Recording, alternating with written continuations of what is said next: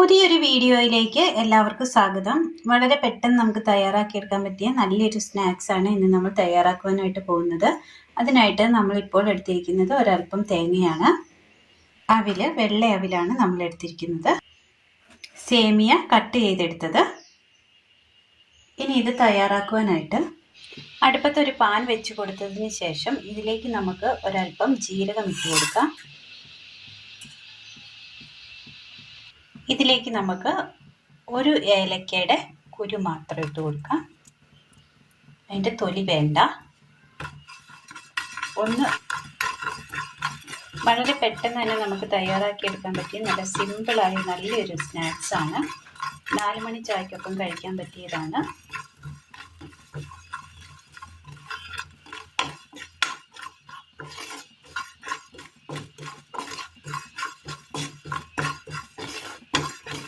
ജീരകം ഒന്ന് നമ്മൾ വറുത്തെടുത്തിട്ടുണ്ട്.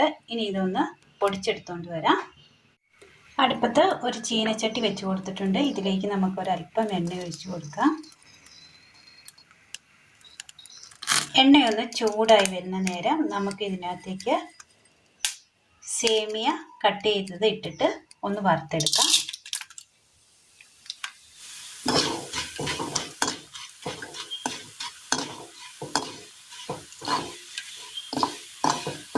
അല്പമായിട്ട് ഇട്ട് കൊടുത്താൽ മതി. എന്നിട്ടൊന്ന് വറുത്ത് കോരിയാൽ മതി. ഇതിൻ്റെ ആ കളറൊന്ന് മാറി വരുന്നുണ്ട്. കോരി മാറ്റാം. അത് നമ്മൾ എടുത്ത് മാറ്റിയിട്ടുണ്ട്. ഇനി ഒന്നുകൂടി കുറച്ച് ഈച്ചയായിട്ട് ഇട്ട് കൊടുത്ത് നന്നായി ഒന്ന് വറുത്ത് പോരാം.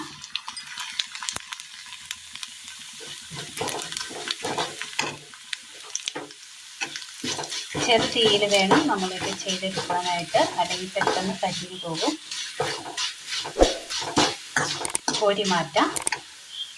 സേമിയ എല്ലാം നമ്മൾ ഇതുപോലെ വറുത്ത് കോരിയിട്ടുണ്ട്. ഇനി നമുക്ക് ഈ ബാലൻസ് വന്ന ഈ എണ്ണയിലേക്ക് അവിലൽപ്പം ഇട്ട് കൊടുത്തൊന്ന് വറുത്തെടുക്കാം.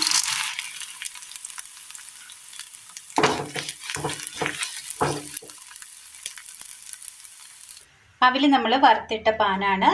അപ്പോൾ ഒരല്പം എണ്ണയുണ്ട് അതിനകത്ത്. അപ്പോൾ നമുക്ക് ഇതിനകത്തേക്ക് തേങ്ങ തിരുമ്മിയതിട്ട് കൊടുക്കാം.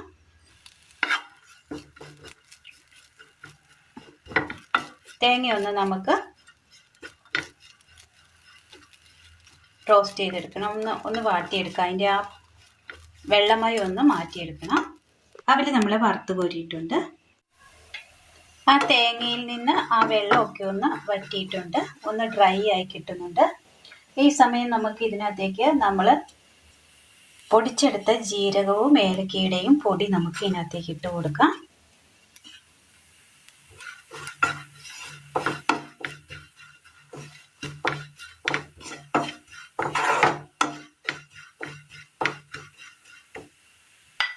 ഇനി ഇതിലേക്ക് വറുത്തെടുത്ത അവില് കൂടി ഇട്ട് കൊടുക്കാം.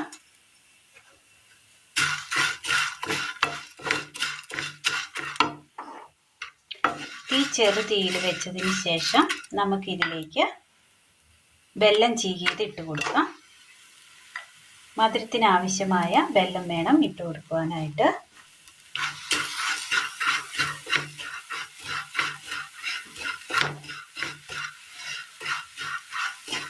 ആ വെല്ലം ഒന്ന് ഉരുക്കി കിട്ടണം. നന്നായിട്ടൊന്ന് മിക്സ് ചെയ്ത് കൊടുക്കാം. സേമിയ ഒരല്പം നമ്മൾ എടുത്ത് വെച്ചിട്ടുണ്ട്. ബാലൻസ് ഒന്ന് ഒരുക്കി കിട്ടിയിട്ടുണ്ട്. ഇതിലേക്ക് ഇട്ട് കൊടുക്കാം.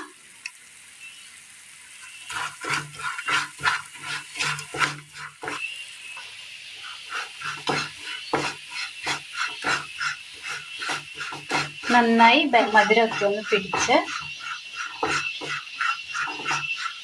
നന്നായി കിട്ടിയിട്ടുണ്ട്. ഇത് നമുക്ക് ഒരു പാത്രത്തിലേക്ക് മാറ്റി കൊടുക്കാം. ഇതുപോലെ ഒരു പാത്രത്തിൽ ഞാൻ നെയ്യ് ഒരല്പം തടവി കൊടുത്തിട്ടുണ്ട്. ഇനി ഇതിലേക്ക് നമുക്കത് ഇട്ട് കൊടുക്കാം.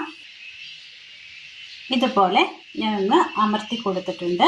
ഇനി നമുക്ക് ഇതിന് മുകളിലായിട്ട് നമ്മൾ എടുത്തു വച്ചിരിക്കുന്ന സേമിയ ഒരല്പം കൂടി ഇച്ചിരി കട്ടിക്കിട്ട് കൊടുക്കാം. അല്പം കട്ടിക്ക് തന്നെ സേമിയ നമ്മൾ വെച്ച് കൊടുത്തിട്ടുണ്ട്. ഒന്നുകൂടി ഒന്ന് അമർത്തി കൊടുക്കാം.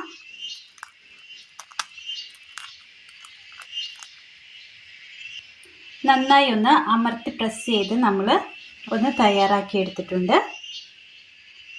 ഇനി ഇതൊന്ന് നമുക്ക് തണുത്ത് വരണം.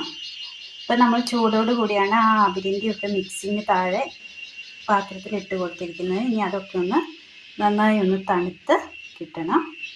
നമുക്കൊരു 15 മിനിറ്റ് നേരത്തേക്ക് ഈ തണുക്കാനായിട്ട് മാറ്റി വെക്കാം. നന്നായി ഒന്ന് തണുത്ത് വന്നിട്ടുണ്ട്.